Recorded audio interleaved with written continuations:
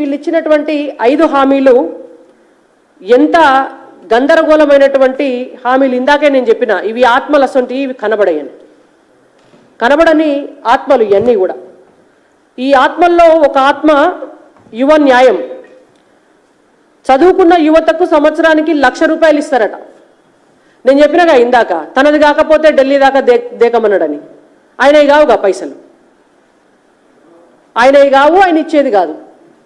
తెలంగాణలో ఉన్నటువంటి యువతకు 4,000 నిరుద్యోగ భృతి ఇస్తామన్నారు. ఇచ్చినారా ఇప్పటి వరకు?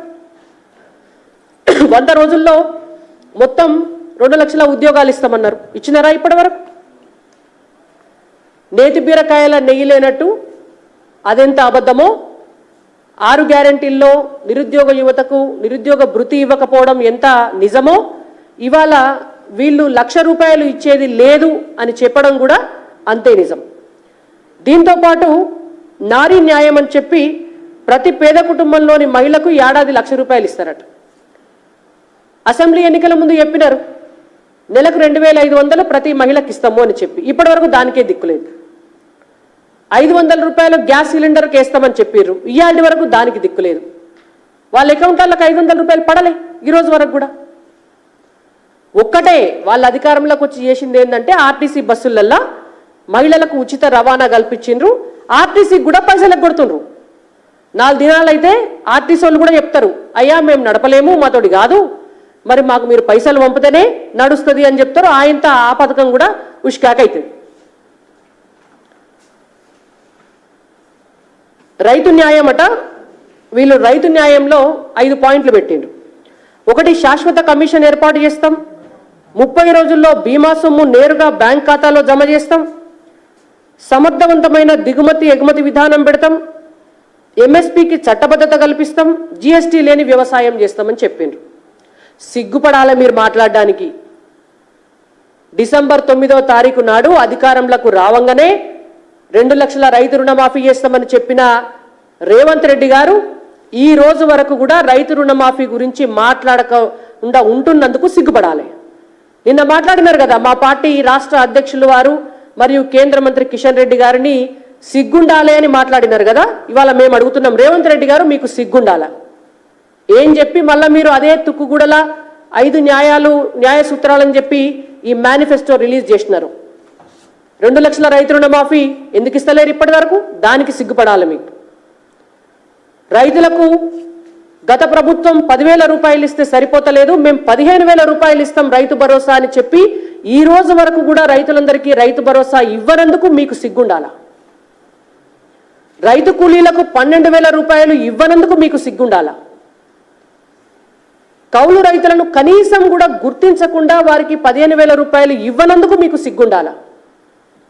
పంటలు ఎండిపోతే ఒక దిక్కు, కనీసం ఎక్కడెక్కడ పంటలు ఎండిపోయినాయి వాళ్ళను పోయి రైతులను పరామర్శించొద్దాము, పంటలను చూసొద్దామని కూడా పోకుండా క్రికెట్ మ్యాచ్లు చూస్తున్నందుకు మీకు సిగ్గుండాలా?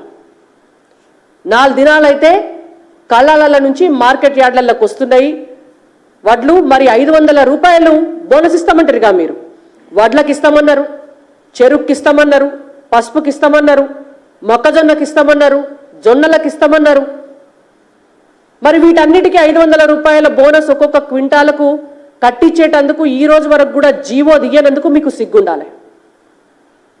ఏం శాత కాదు, బట్టి మాటలు మాట్లాడతారు, మీదికెళ్ళి ఉల్టా బీజేపీ మీద పడతారు.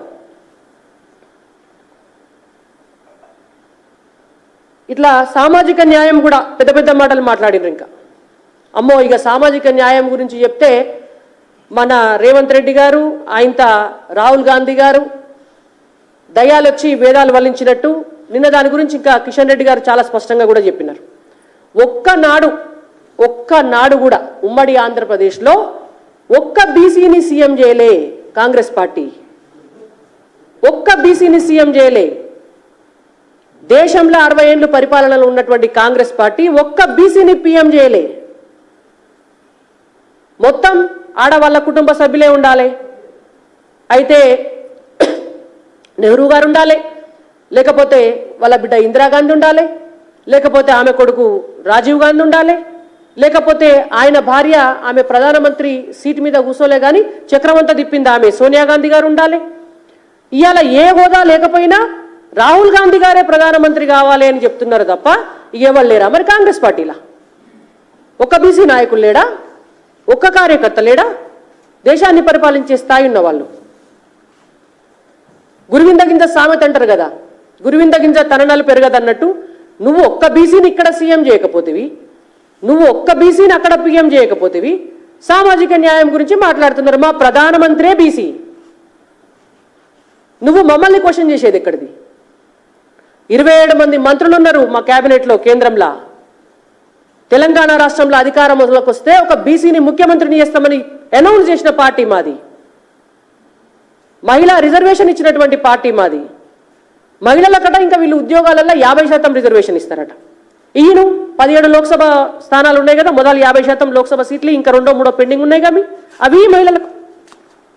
మీ క్యాబినెట్లో ఫస్ట్ గవర్నమెంట్లో ఉన్నావు కదా, నీ పార్టీ కమిటీలలో ఫస్ట్ 50%.